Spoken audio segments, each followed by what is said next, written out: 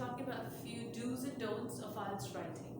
Well, we all think and understand that IELTS writing is just as easy as you have been learning English throughout our school time, but actually it's really different. There are certain rules and regulations that you have to follow because there are two different streams in IELTS that we look for, which is academic and general.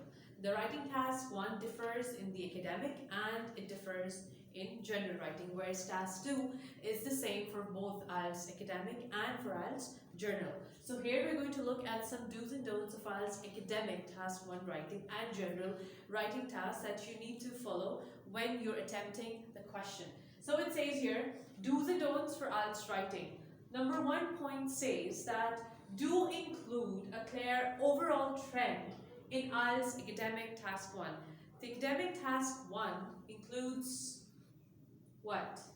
It includes that you need to give a clear picture of the trend of the question that follows, that you have pie charts, you have diagrams, you have tabular graphs, and you have highs and lows arrow graphs in the first question. So you have to include certain vocabulary and be clear about writing a certain report which is of 150 words. Alright, do not write a conclusion in task 1. Yes, you're not concluding that at the end. You're just telling that what the trend is being set towards the end. You're not concluding it like a story or like a journal essay or like a debate.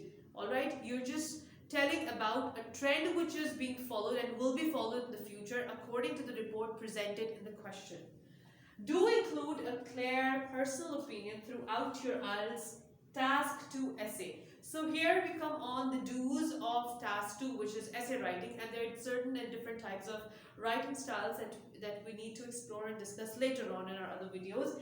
But the main task is what you should be including and what you should not be including.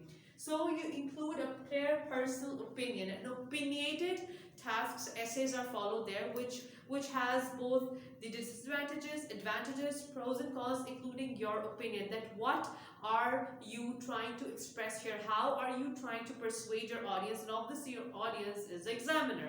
Alright, so you should be sure of what you're actually saying and how you're logically supporting your opinion or your views.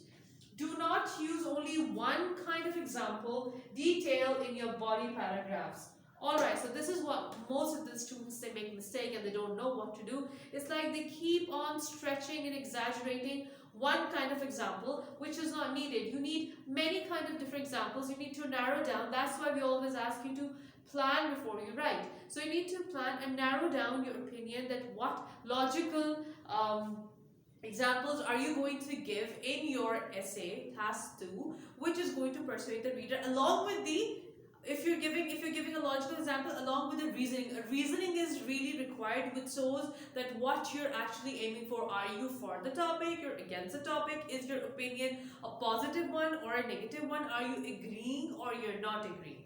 Alright, so this is a very important thing. And there are two other points arrowing is use fake research. Now this is an interesting thing. Fake research doesn't mean that you're faking it up beyond reality. Fake research is because see, the examiner knows that you don't have an access to the internet or your mobile, or anyone around you is not going to help you in any human or computer form or technology form.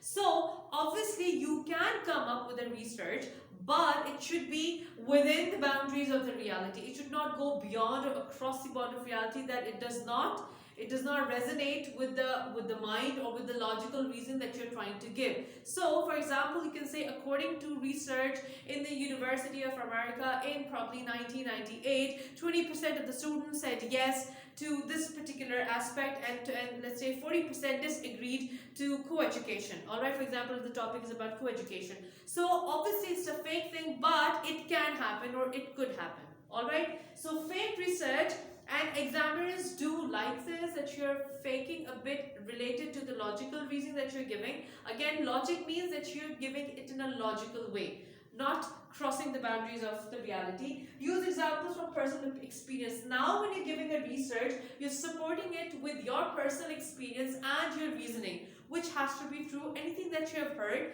you have seen, or you have experienced it personally, let's say related to it. So whatever logic research or you're giving, or any logical reason you're giving, you are supporting it with day-to-day example that you have personally experienced, because we need your opinion in it.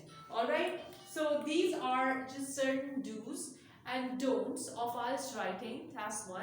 Wait for more videos and let's explore more of other skills.